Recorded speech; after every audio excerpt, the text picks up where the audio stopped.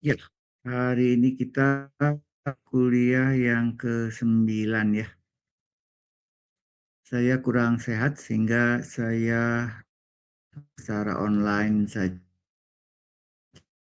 Pada saya tidak masuk nanti menggantinya. Jadi hari ini kita akan materi kita. Topiknya ada 3 di sini ada adder, kemudian yang kedua multiplexer dan demultiplexer, dan yang ketiga adalah encoder dan decoder. Kalau kita melihat secara keseluruhan di dalam sistem digital, itu rangkaian-rangkaiannya bisa dibagi seperti ini. Rangkaian logik bisa dibagi ke dalam 2 bagian, yaitu rangkaian kombinatorial, biasa disebut combinational. Yang kedua adalah sequential. Jadi ada rangkaian combinational, ada juga rangkaian sequential. Yang sekuensial dibagi lagi, ya. Ada sekuensial sinkron yang menggunakan pulsa clock. Ada juga rangkaian sekuensial yang asinkron tanpa menggunakan pulsa clock. Kemudian yang asinkron dibagi 2 lagi.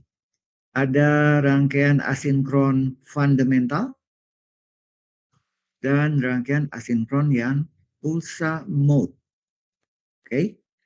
Jadi yang sekuensial ini jauh lebih banyak dibandingkan dengan yang combinational. Oke. Kalau yang combinational udah di situ berhenti. Kalau sekuensial dibagi ke dalam beberapa bagian lagi, ya. Nah, tentunya kita akan membahas dulu yang sebelah kiri, yang combinational. Oke. Yang combinational itu ada multi output, juga bisa ada multi input. Kalau sudah lihat di sini inputnya bisa banyak, outputnya juga bisa banyak. Oke. Nah, di sini bisa dipersingkat. Jadi dengan satu saja garisnya, tapi ada garis miring, kemudian N. N ini adalah menunjukkan jumlah salurannya. Jadi kalau inputnya ada 10, ya berarti N-nya di situ 10. Oke.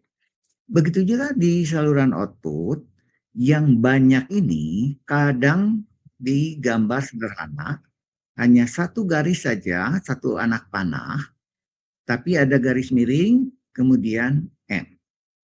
Kalau jumlah saluran outputnya ada 12 misalnya, ya berarti M-nya di sini 12. Ya. Kalau M ada 12, berarti ada outputnya kalau variabelnya Y, berarti ada Y0 sampai Y11. Kalau M-nya 12. Ya. Andai di sini N-nya 8. Berarti ada I0 sampai I7. Seperti itu. Jadi ini penggambaran singkatnya. Oke? Sehingga orang melihat dan dengan mudah bisa langsung tahu, oh ini inputnya ada berapa, outputnya ada berapa. Tanpa kita harus menghitung satu persatu. Gitu. Ya. Jadi ini cara penggambaran yang simple, yang sederhananya. Ya. Jadi begitu nanti di sini N7, ya kita langsung tahu, oh inputnya ada 7. Gitu. Kalau M-nya di sini 4, ya berarti outputnya ada 4. Kita nggak usah menghitung satu persatu di sini. Gitu. Tapi ya sama-sama ya. Namanya juga blok diagram. Yang kiri bisa dipakai, yang kanan juga bisa dipakai. Analisis.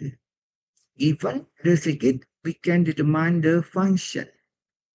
Jadi kalau diberikan rangkaiannya, maka kita bisa menentukan fungsi atau persamaan outputnya. Okay? Function can be explained using Boolean approach, truth table approach. Jadi fungsi dari rangkaian atau fungsi dari sistem digital itu bisa dinyatakan dengan menggunakan pendekatan aljabar Boole, bisa juga dengan menggunakan tabel kebenaran. Oke. Jadi kalau tabel kebenarannya diberikan, kita juga bisa menggambar atau kita bisa menuliskan persamaan outputnya dalam bentuk Boolean expression. Ya. Kemudian desain atau sintesis, itu kalau analisa ya. Jadi kalau analisa, yang diberikan itu rangkaiannya seperti ini. Ini rangkaian diberikan, kita harus menentukan outputnya seperti apa, persamaannya. Oke, itu yang disebut proses analisa. Ada juga desain atau sintesa. Kalau desain atau sintesa, yang diberikan itu fungsinya. Terus kita nanti harus mencari rangkaiannya seperti apa.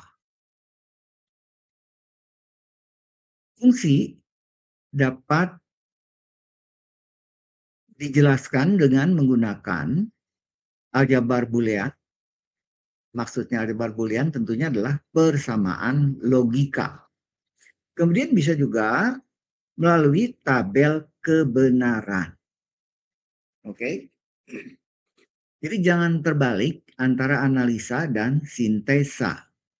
Kalau analisa bermula dari rangkaian, diberikan rangkaiannya, kita harus menentukan persamaan output atau tabel kebenaran. Tapi kalau sintesa atau proses desain, perancangan, itu yang diberikan justru bisa berupa deskripsi saja, penjelasan pakai kalimat bisa. Kemudian fungsinya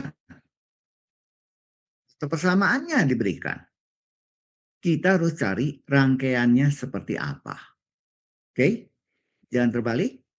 Kalau analisa sekali lagi, rangkaiannya sudah ada diberikan, tentukan persamaan output atau tabel kebenarannya. Kalau sintesa atau sintesis atau perancangan atau desain itu kebalikannya. Justru rangkaiannya yang harus dicari di sini. Rangkaiannya seperti apa? Oke? Nah, contoh proses atau prosedur analisis. Ini rangkaiannya sudah ada nih. Tinggal kita tentukan F1-nya apa, F2-nya apa begitu. Oke? Jadi tentukan persamaan F1-nya dan persamaan F2-nya. Rangkaiannya sudah lengkap, sudah ada di sini. Tentukanlah persamaan outputnya, itulah yang disebut analisa atau analisis. Nah, cara menentukannya bisa kita mulai dengan menentukan tabel kebenarannya. Oke? Nah,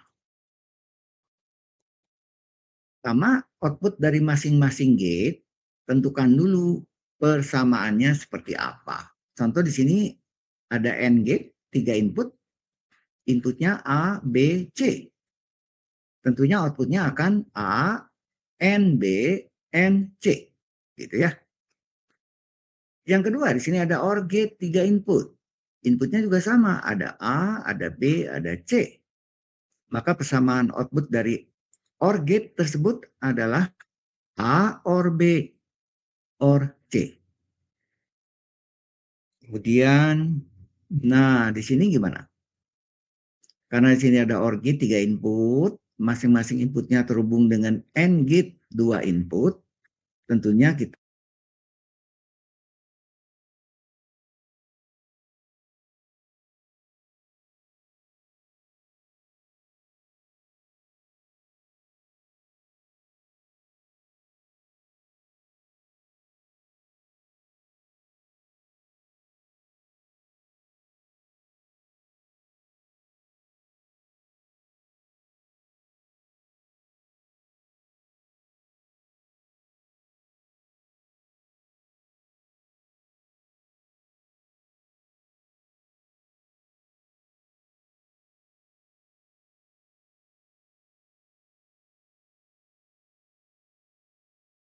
Karena dia ada 2 input,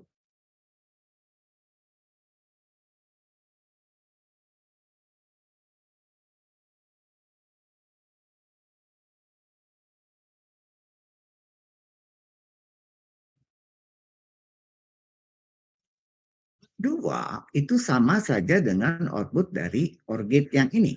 Ya, berarti F2 adalah ini, AB OR AC OR BC. Itu adalah F2. Sedangkan F1 gabungan dari T2 dengan ini T3 ya.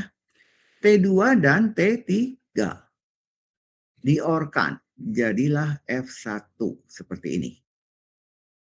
Jadi kan dulu persamaan F1-nya dan F2-nya. Mulai dari gate yang paling kiri. Terus saudara maju ke kanan sampai ke output F1 dan F2. Nah, sampai di sana apakah ada yang kurang jelas bagaimana menentukan persamaan F1 dan F2?